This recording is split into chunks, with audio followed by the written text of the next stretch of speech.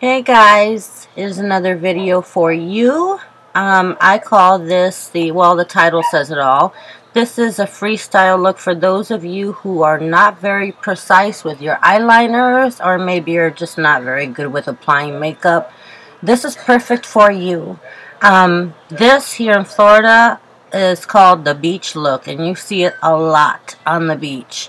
And it's a sloppy look, but at the same time, it kind of does look sexy and kind of attractive. So here I have primed her face with the Sally Hansen primer. It's got a nice glow to it, so I've been using it lately. And I also go ahead and prime her eyes with the Wet n Wild primer by Wet n Wild, and it's from the Fergie collection. And I am using here the concealer by Bare Minerals, and I think that's the Stroke of Light, if I'm not mistaken.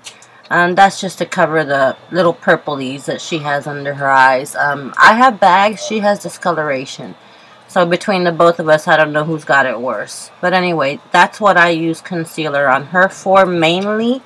I do go in later with the Glamouflage, and that's to give her just a little bit of a highlight. But right now, it's just about covering up her imperfections. And I have used Bare Minerals all over her face as a foundation. And I believe the shade is medium. This video mostly is going to be you guys seeing the eyeshadow and eyeliner application, because that is what makes this look kind of messy and beachy looking. And it is perfect, absolutely perfect for those of you who seem to have a problem or think you have a problem or a hard time putting on eyeliners. This video I have finally upgraded my camera, and I don't know if it's the software, I'm using iMovie, or the camera. One or the other is not getting along with the other, and this is moving in slow motion. So I'm just going with the flow. Hopefully it will all work out.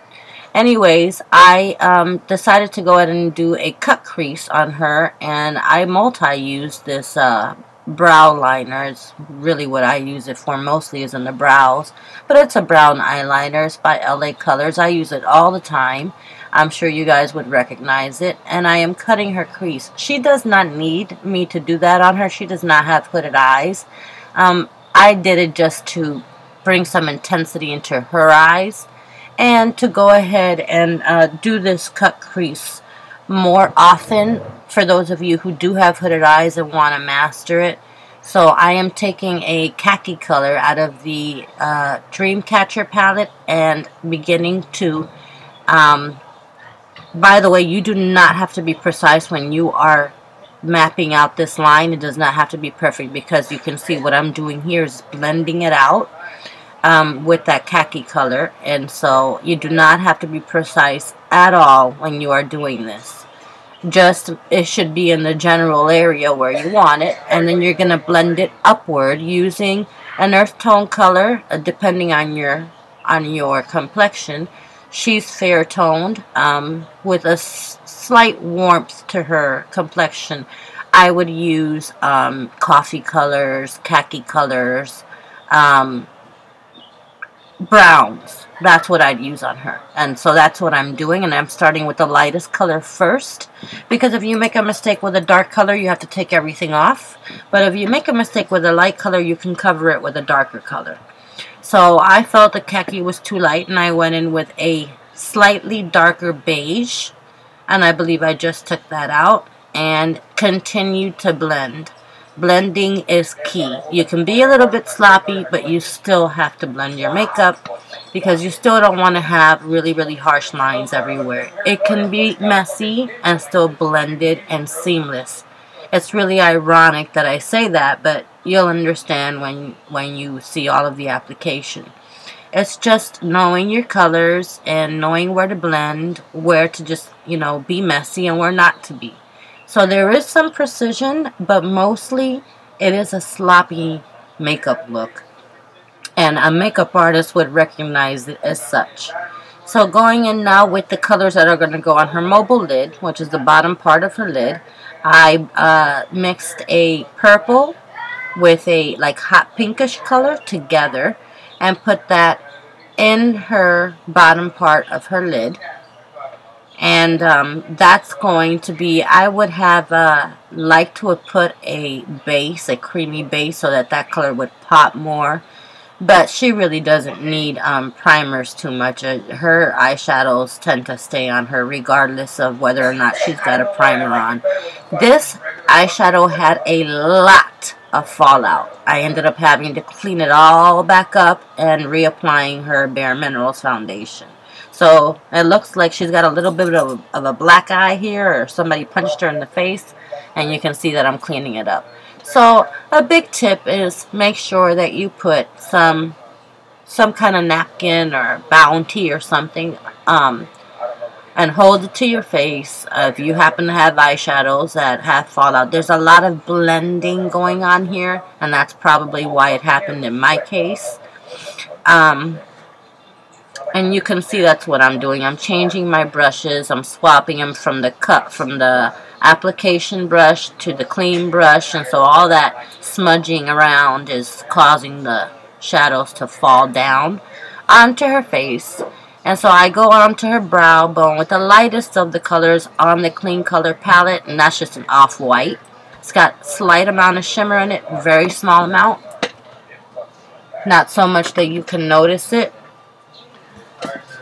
And then going on to the very end of her eye, I take a color that is on the Dreamcatcher palette as well. I believe I've already held it up. And it's that rusty bronzy color. I'm pointing at it right now. And that goes right on the end of her eye. That's going to begin to create some smoke. That smoldering smokiness that's in the title. That's where it comes from. It starts with that color. And it's going to end with gel eyeliners and an eyeliner that L'Oreal creates as a very big fat pencil, and it's made for that, to create smoldering eyeliner looks. I can't think of the name of it off of the top of my head, but you guys probably would recognize it if you see it, because it's on a lot of commercials by L'Oreal. And then going in with some gel liner. This one is by Wet n Wild. I did make a precise line on the first, I would say, first 3/4 of her lid. Towards the end, it gets kind of sloppy and smudgy looking. And so the way that I accomplished that was by taking a clean brush. It was a very small brush. You'll want a smaller brush to get in there. And smudging the gel eyeliner with the coppery, rusty color and a dark purple color. And that goes right on the end of her eye, right into her crease on the last quarter of her crease, towards the end of the eye, and then a tiny bit upward you can see some of the smokiness. So it'll have a fadeaway appearance. She's got one eye that's smaller than the other. I think I've said this before, so it doesn't look exactly the same on both eyes. That's done on purpose, because when she opens her eyes, it will look right. And anyways, it's meant to look non-precise. And so for those of you who are not very precise with your makeup, this is perfect. And so taking all of the same colors that I used in her, where her cut crease is at, the colors that I used to transition the rest of the colors and blend them all together in that area, those colors went under her eye with the pinks and the purples. So you can see that towards the end of the eye on the bottom is the darker colors, which would be the browns, and the coppery color, which I took at the end of her eye and just threw it down on the bottom. And then in the first, I'd say 2/3 of her eye on the bottom is the pinks and the purples. And the brows I did not put that on camera. This was not a video about brows. This is just a video on how you can get that nice, beachy, messy look. A smoky look. And you guys can use different colors to accomplish this. The key to it is the darker colors on the end of the eye. And here I am bronzing her face using the, I believe it's Sun and Bronze.